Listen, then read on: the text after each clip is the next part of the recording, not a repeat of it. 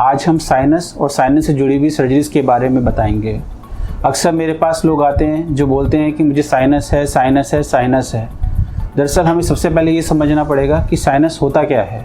Sinus एक हमारे चेहरे पे बनी हुई खाली कैविटीज़ का नाम होता है जिसके अंदर हवा भरी होती है।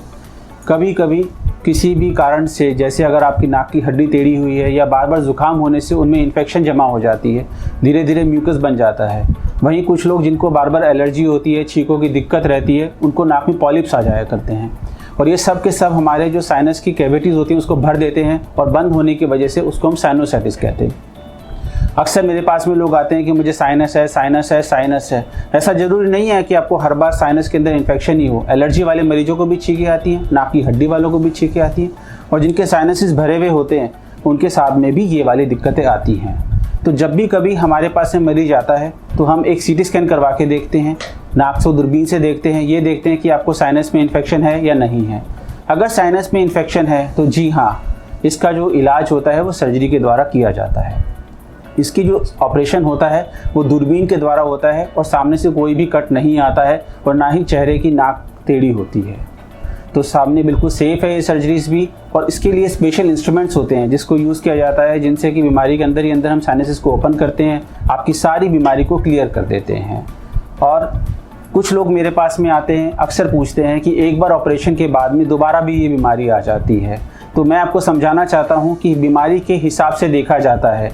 यस, पॉलिप्स वाले जो ऑपरेशन होते हैं उसके अंदर बीमारी के आने का एक होता है कि हाँ, ये बीमारी वापस आ सकती है, पर हम उसको बचा सकते हैं। हमें बार बार नाक को वॉश करना है, अपने डॉक्टर से हर 3 महीने मिलना है ताकि हम दूरबीन से देख सकें कि बीमारी वापस आ रही है कि नहीं आ रही।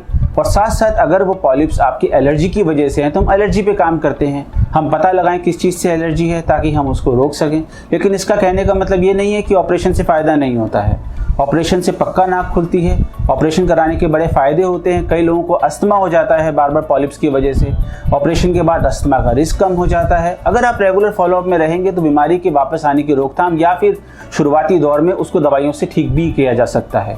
तो मैं आप सबको यही सलाह दूंगा कि साइनस की ऑपरेशन को करवाना चाहिए, पर हाँ, उसकी सही इंडिकेशन बहुत ज़रूरी है। केवल तभी जब साइनस में इन्फेक्शन हो या पॉलिप्स हो। एलर्जी के अंदर किए गए ऑपरेशन ज़्यादातर सक्सेसफुल नहीं होते हैं।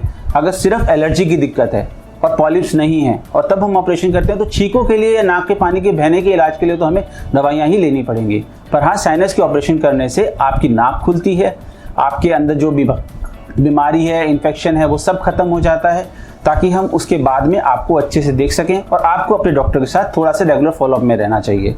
जो बैक्टीरियल इन्फेक्शन की वजह से होती है उनके अंदर ऑपरेशन करने के बाद में लगभग पूरी तरह से आराम रहता है एक बार ऑपरेशन होने के बाद में। तो इसलिए बिल्कुल चिंता करने की ज़रूरत नहीं है।